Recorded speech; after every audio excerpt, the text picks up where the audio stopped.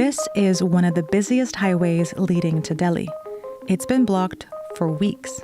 Tens of thousands of farmers from the northern states of India have marched to the capital city to protest farming reforms.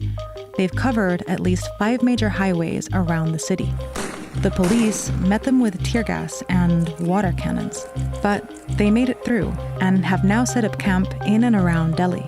6 महीने का ration ले गए हैं पीछे घर वालों की हल्लाशेरी बहुत है कि हाँ डटे रहो मुड़का नहीं हमने अपना धरना शांतिपूर्वक करना चाहे हमारे 6 महीने लगो साल लगो हमने कोई दिक्कत नहीं है ये कल को हमको भेज देते हैं तो हम कल को चले जाएंगे हम लंबे प्रोग्राम आप देखो ट्रालियां पर छतें डाली हुई है. This is all happening because Prime Minister Modi's government has passed new farming laws that will change how the agricultural industry has worked for decades. And in a country of 1.4 billion people, where agricultural workers make up half of the labor force, the repercussions of those laws could be devastating. In the 1960s, India, a recently independent country, was struggling to produce enough food for its citizens.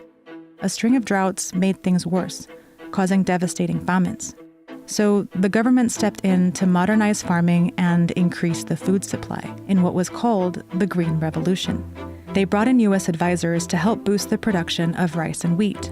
Together, they ended up overusing chemical fertilizers, pesticides, and irrigation, causing large plots of land to become infertile. Many crops suffered. Some nearly disappeared. But rice and wheat production soared. And soon, India went from having a food crisis to having a food surplus. It was in this context that India also developed a nationwide food marketing system to ensure fair prices. It's a complex system, and it differs from state to state, but here's one way to understand it. It starts with farmers bringing their crops here, to wholesale markets locally known as mandis. The farmers then sell those crops to traders through open auctions with transparent pricing.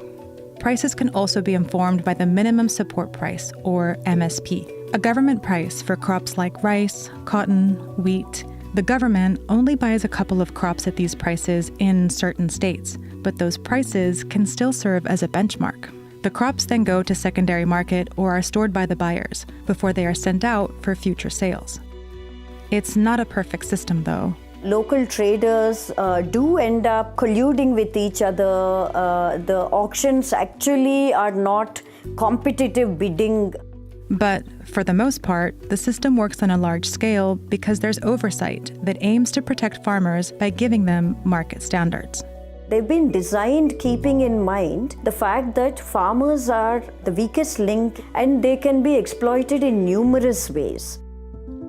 Over the years, state reforms have gradually redefined and regulated markets in different ways across India.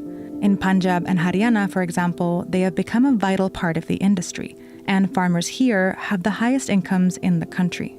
But in the state of Bihar, markets were eliminated in 2006, and the farmers here are still ranked the poorest in India by income.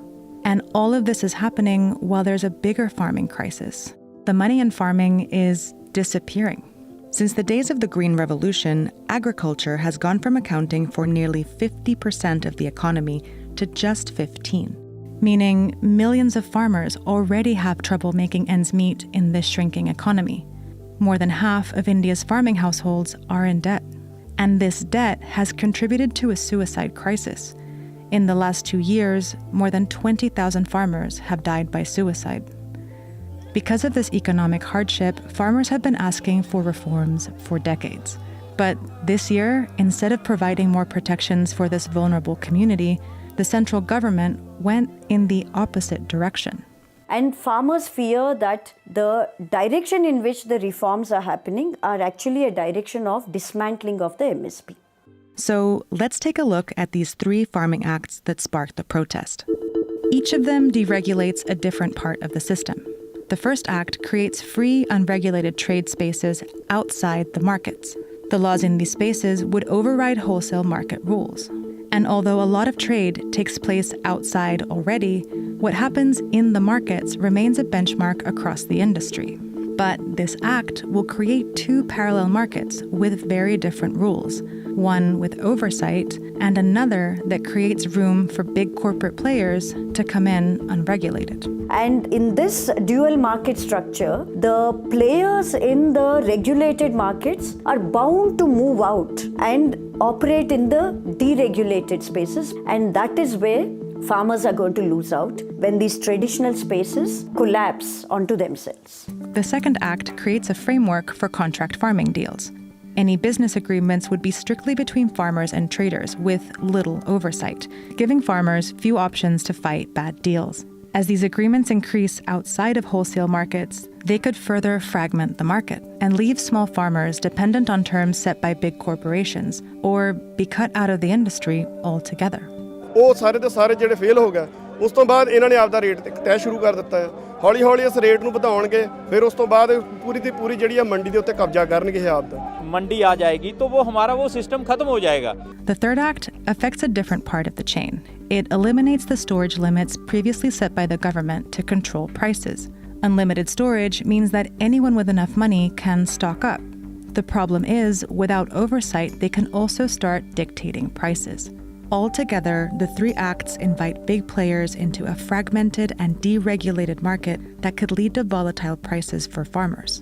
And by deregulating the markets, the government has also put out a message in the same breath, essentially saying that they think farmers don't need any protection anymore from the government. On June 3, 2020, when the government announced the farming reforms, it didn't take long for the impact to be felt on the ground. Wholesale markets around the country have already seen fewer crops arrive in their market yards. In the state of Madhya Pradesh, more than 40 markets have lost business. Trading has moved out of regulated market spaces, and it is not as though good prices are being fetched by farmers. And this is the context in which farmers' anger has to be understood. They didn't get what they wanted, and what was thrust down upon them is very different from what they were asking for. कि किसानों को इस कानून की ज़रूरत नहीं थी, इस कानून को रद्द किया जाए और जो हमारी मीटिंगें हुई हमारे नेताओं की उनके साथ उसमें वो एक बात बोलते हैं वो छल करते हैं। ਇਹਨਾਂ ਦੇ ਵਿੱਚੋਂ ਅਸੀਂ ਇਹ ਚੀਜ਼ਾਂ ਸਿੱਖੀਆਂ ਆ ਸਾਡੇ ਗਾਂ ਆਉਣ ਵਾਲੀਆਂ ਪੀੜ੍ਹੀਆਂ ਨੂੰ ਵੀ ਅਸੀਂ ਬੱਚਿਆਂ ਨੂੰ ਵੀ ਇਹ ਗੱਲ ਦੱਸ ਰਹੇ ਆ ਕਿ ਤੁਸੀਂ ਆਪਣੇ ਹੱਕਾਂ ਦੇ ਲਈ ਲੜਨਾ ਜਿਹੜਾ ਆ ਵਾਜਬ ਆ। ਇੱਕ ਚਿੜੀ ਆ ਉਹਦਾ ਜੇਕਰ ਕੋਈ ਆਲਣਾ ਵੀ ਤੋੜਦਾ ਆ ਤੇ ਉਹ ਚਿੜੀ ਵੀ ਚੈਂ ਚੈਂ ਕਰਦੀ ਰੌਲਾ ਪਾਉਂਦੀ ਆ। इसी महाअभियान में देश में 3 कृषि कानून लाए गए थे। मकसद ये था कि देश के किसानों को, खासकर छोटे किसानों को और ताकत मिले, उन्हें अपनी उपज की सही कीमत और उपज बेचने के लिए ज्यादा से ज्यादा विकल्प मिले। बरसों से ये मांग देश के किसान, देश के कृषि विशेषज्ञ, देश के कृषि अर्थशास्त्री, देश के किसान संगठन लगातार कर रहे थे। पहले भी कई सरकारों ने इस पर मंथन भी किया था। इस बार भी संसद में चर्चा हुई, मंथन हुआ और ये कानून लाए गए। देश के कोने कोने में कोटि कोटि किसानों ने, अनेक किसान संगठनों ने इसका स्वागत किया, समर्थन किया। मैं आज उन सभी का बहुत बहुत आभारी हूं, धन्यवाद करना चाहता हूं। लेकिन इतनी पवित्र बात, पूर्ण रूप से शुद्ध किसानों के हित की बात, हम अपने प्रयासों के बावजूद कुछ किसानों को समझा नहीं पाए। भले ही किसानों का एक वर्ग ही विरोध कर रहा था, लेकिन फिर भी ये हमारे लिए महत्वपूर्ण था। कृषि अर्थशास्त्रियों ने, वैज्ञानिकों ने, प्रगतिशील किसानों ने भी उन्हें कृषि कानूनों के महत्व को समझाने का भरपूर प्रयास भी किया। हम पूरी विनम्रता से, खुले मन से उन्हें समझाते रहे। अनेक माध्यमों से व्यक्तिगत और सामूहिक बातचीत भी लगातार होती रही। हमने किसानों की बातों को, उनके तर्क को समझने में भी कोई कोर कसर बाकी नहीं छोड़ी। साथियों, मैं आज देशवासियों से क्षमा मांगते हुए सच्चे मन से और पवित्र हृदय से कहना चाहता हूं कि शायद हमारी तपस्या में ही कोई कमी रही होगी, जिसके कारण दिए के प्रकाश जैसा सत्य कुछ किसान भाइयों को हम समझा नहीं पाए। आज गुरु नानक देव जी का पवित्र प्रकाश पर्व है। ये समय किसी को भी दोष देने का नहीं है। आज मैं आपको, पूरे देश को ये बताने आया हूं कि हमने 3 कृषि कानूनों को वापस लेने का, रिपील करने का निर्णय लिया है। इस महीने के अंत में शुरू होने जा रहे संसद सत्र में, इसी महीने में, हम तीनों कृषि कानूनों को रिपील करने की संवैधानिक प्रक्रिया को पूरा कर देंगे।